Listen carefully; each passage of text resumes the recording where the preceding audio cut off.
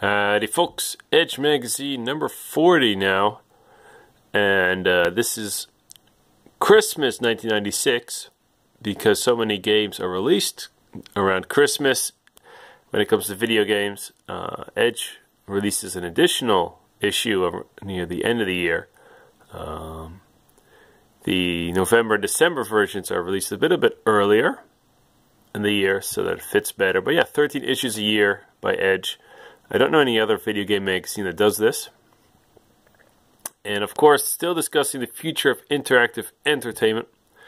And this is Edge's ugliest cover, if you ask me. It's just horrible. I don't know what went wrong. But yeah, Mario Kart 64, obviously. But there's also Yaruze, which is a kit for making games for the PlayStation 1. We'll see more of that later.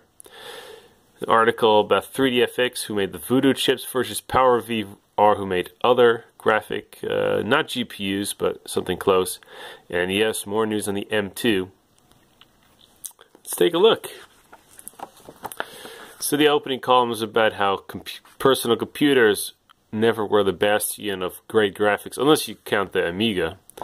And that how 3D graphics cards are going to change all that. And that is definitely the case nowadays. That all started in the mid-90s. So we have the person who set up Sega, Tomb Raider, the M2. Let's continue on.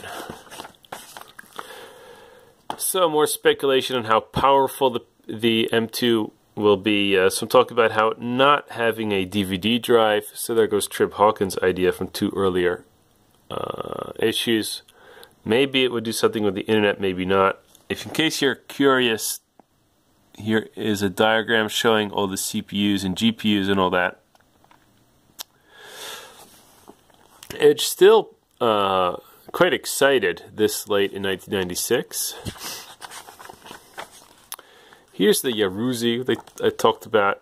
I'm looking at the cover. I saw this once in real life. And it's a developer's PlayStation, so you could use your personal computer and then try the game on a PlayStation. Now, from what I understand is that you couldn't really make commercial releases. You could only make demos or something. But doing so, you could at least get used to programming for the PlayStation and then later on make a commercial product, I presume. It cost about £400, 600 pounds. So it wasn't that expensive. The Saturn is very easy to program for, having a lot of tools released for, but also with the whole Bleem thing going on, it was easy to make emulators for the PlayStation 1. And probably the last big video game console where that was the case. Maybe the GameCube too, but after that, video game consoles got really complex, and it's hard to make emulators for them. Sega also trying to make it easier for people to program for the system, releasing a version of BASIC, but that would be too late. Here's a look at an expo, late 96, showing video games. You have Parappa the Rapper, which would not be reviewed in Edge. I guess this is Soul Edge. No, it's Bushido Blade, I guess. Oh, no, it's multiple games. Never mind. And anything else interesting? Final Fantasy VII, of course, would be big. Here we have a 3D card based on PowerVR, which we'll look at later. So yeah, this is something we'll discuss more later. Silicon Graphics still at it at the time, releasing some kind of O2 machine. What's the price? £5,060. That's quite a lot, but that'll help you create some 3D graphics, apparently. So the first video game museums are popping up with the British Film Institute using video games in their Museum of the Moving Image. Games like Defender are shown, Space Invaders. I don't know what they now have. I don't know if it still exists, but that was cool. Start seeing video game seen as an art form. Developed 96 was a gathering of high-profile people in the industry. We have Sid Meier, we have Nolan Bushnell, Dave Perry was there too. So where was this? Probably in England, considering that. Yeah, it's the UK's Premier Games Developers Conference, the article says. So they talked about games. Konami has this arcade board, which was only used for 2 fighting games. What's the name of this fighting game again? I can't remember. Well, it's called Cobra. It's not interesting. And Street Fighter 3 being shown, and they like the the excellent animation, and still one of the best animation ever seen in a video game. Sorry, it's not getting sharp, it seems, but I hope you've seen Street Fighter 3 in action. So the Game Boy Pocket being released. Can you imagine? It's 1996, and we still don't have the Game Boy Color. It's still the old Game Boy. Only now the Pocket version. Quake Roll, the website, which will help you connect with other players to make clans, to make skins. You see here stormtroopers in the game, all kinds of patches. Quake took a life similar to that to Doom, in which a lot of content was made by fans, a lot on the internet. So that was good.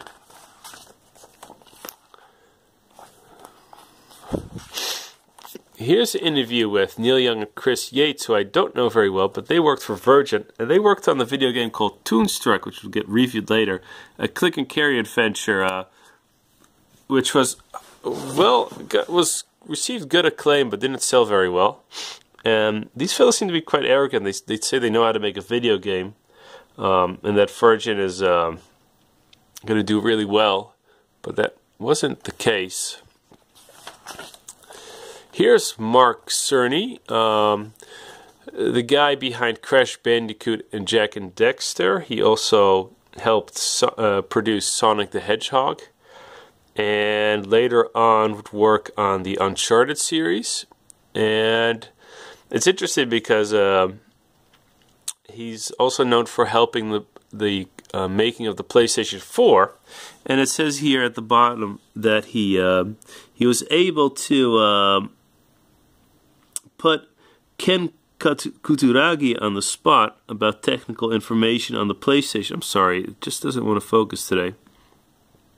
So, and apparently he also worked for the M2. So this guy's been all over the place, Mark Cerny. Or Kearney, I don't know how you pronounce his name. He has an amazing portfolio, but I never hear people talk about him. Maybe that's me. I read more about games than listen to them. So here's David Rosen. He set up Sega back in the 50s already, and it's a fascinating story about how he could resell old arcade machines that weren't that popular in the United States anymore back to Japan, where in Japan they started having a middle class growing who also had more time to play games, and he was able to resell these otherwise unpopular arcade games. Eventually he started making his own games. In 1966 or 65, Sega released Periscope, which was a really big deal. Yeah, so after that Sega started making the greatest coin-operated games in the world. And in the late 70s they would get into video games too. There was one game they talked about, which I can't remember the name, but apparently that was released in Chicago, and a lot of people Jet Rocket was released. Interesting story about Jet Rocket, released in 1970, I believe, so before Pong, and that it was copied too much by too many different companies, and that it led to a little bit of a bubble. And it seems by now he's not that very involved in what Sega is doing. He's not the owner anymore. But he likes to follow it, and he has a positive attitude towards the Saturn. He's saying that the Saturn has sold just as well as the PlayStation in Japan. And yeah, Sega did lose a lot of money with the Saturn, but Japan wasn't to blame. It was the Americans in the West who, Sega also lost a lot of money on the other things, like the 32X and the Sega CD, of course, and the Nomad. Mario Kart 64, looking great. Edge is very enthusiastic about it. It wouldn't be released until February 1997. So it missed the Christmas release, but a lot of anticipation for this game. 4-player Mario Kart, who wouldn't love that? And it turned out to be a lot of fun, yeah. Here's J-League Perfect Strike. I believe it's the same as International Superstar Soccer 64 for the Nintendo 64, and Edge likes how the animation is better, and I believe at the time it was the best soccer game released. Gumon 5 for the Nintendo 64. Not that well appreciated in the West. Quite a quirky platformer game. I think it was pretty good. I just don't like 3D platforming games very much. This is I believe his only 3D game, because after that he had a 2D game again. Metal Gear, or Metal Gear Solid. It looks like it's only the VR missions, the minimalistic design and levels. Edge is enthusiastic. They like the idea of being able to sneak around. The first half of Metal Gear Solid 1 is excellent. And this is showcasing parts of that, I guess. Well, this is late 1996. It'll take another 2 years before it's released. Time Crisis, the Namco shooting game, quite like Virtual Cop. There was a cover system, I believe. I've never played this game, nor would I ever care to, because I don't care about memorizing or enemies appear and or trying to aim a gun at a screen. But that was quite popular. Diablo, I played quite a lot of this back in the day. The PlayStation 1 version was actually pretty good. I played that one more because at the time I didn't have a PC who could play Diablo very well. It's a 2D game, but it was just humongous. Maybe because of all the animations. And Edge seems to like what they see. Later on they would give a rather low grade for the game, though, probably because they thought it was too simplistic. Now, Realms of the Haunting, here's a hidden gem. All the scores were like a 90% at the time. It's, if I recall correctly, no, I think I'm getting games confused. So, I've never played this. I did some quick research on the internet, and there's hardly anything written about it, but everything written about it is very positive. It's made by Gremlin. So, yeah, it probably stuck to the British market. That's why there's not that much found about it. And I see there's some RPG themes, but it seems to be mostly a 3D shooter of sorts.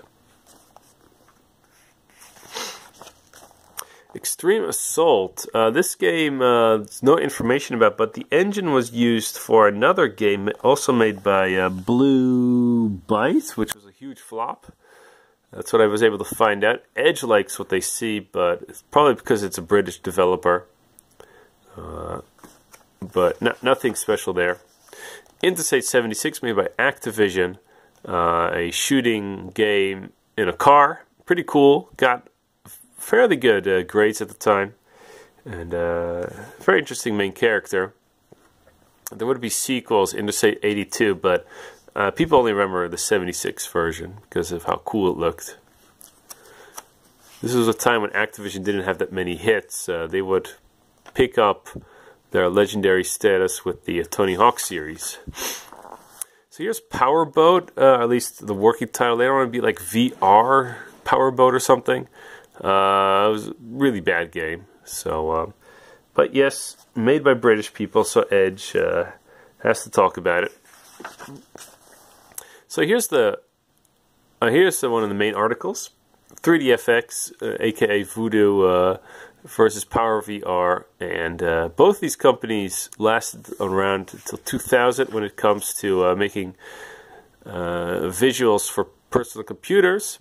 And it's a long read. I didn't bother to read all of it. At the bottom, there's talk about the evolution of PC graphics, starting with, I think it's Wizardry 1 or maybe Ultima 1. Which one is it? Yeah, Ultima. And I don't know. It's really hard to read, even the magazine. Prince of Persia, Monkey Island are mentioned. So it's a brief history of how graphics have improved on the PC, and everything would change with dedicated GPUs, of course. So, another 2 pages.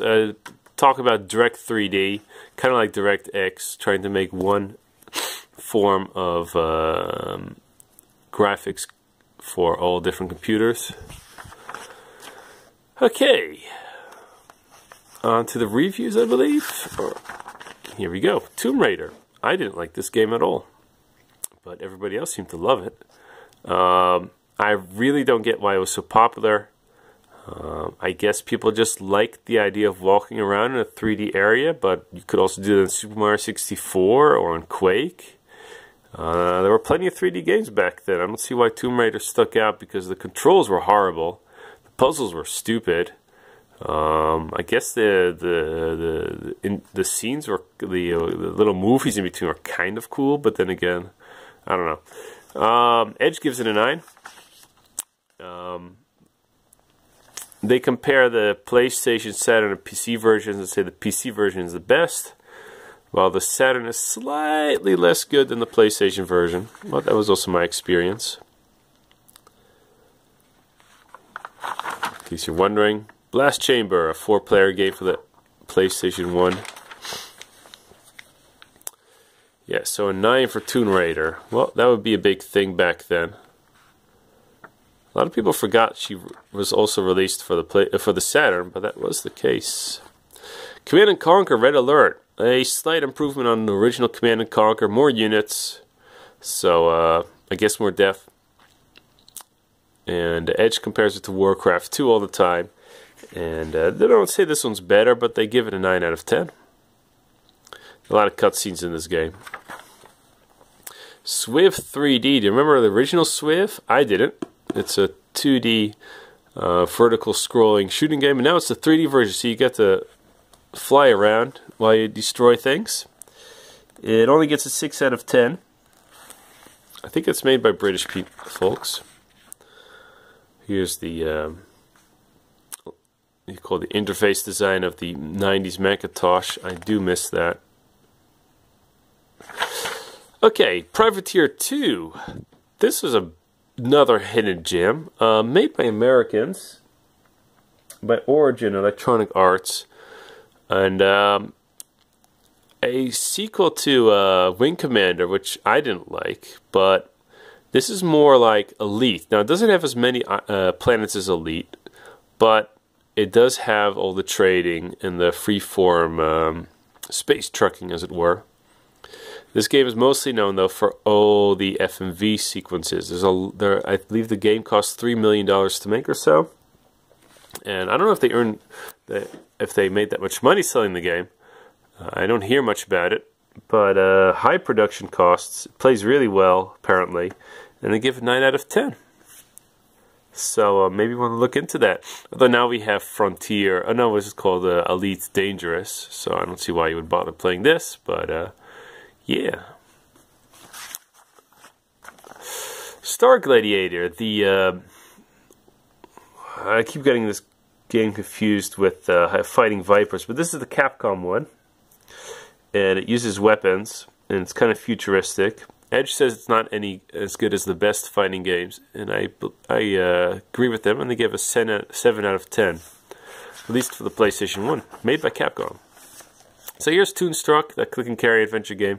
Apparently you play some kind of dude in a cartoon world, kind of like Roger Rabbit. They give it 8 out of 10. Has very adult themes, and they say the humor is a bit in your face, but the puzzles are good, and great animation. So it was probably very expensive to make. Shame it didn't sell it very well. Then again, I don't care much for this genre. So Destruction Derby 2, this time getting a 8 out of 10 even. This sold really well. So they improved the graphics and the controls a little bit, but mostly they widened the circuits, so riding was much more fun. Yeah, big seller for the PlayStation 1, Destruction Derby 2. I don't know if it was released for the Saturn.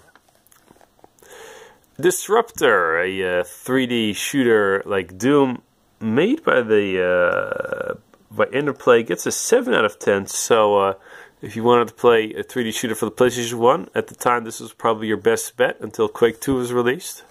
But not that many people seem to be interested in them at the moment. Daytona USA, the Champion Edition.